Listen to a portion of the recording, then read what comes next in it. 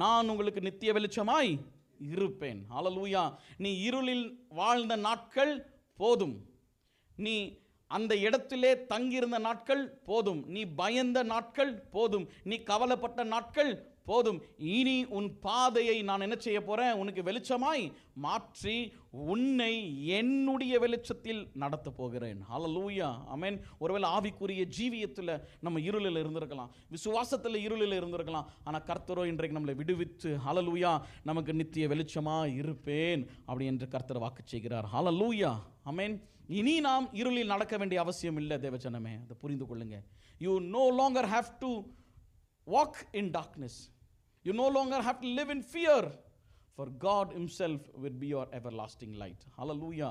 அப்போ எதையும் சார்ந்திருக்க வேண்டிய அவசியம் இல்லை. பக்கத்தில் இருக்கிறவங்களை பார்த்து சொல்லுங்க, நீ எதையும் சார்ந்திருக்க வேண்டிய அவசியம் இல்லை. Hallelujah. அவரே உன் வெளிச்சமாக இருக்கிறார். அவர் உன்னை நடத்துவார்.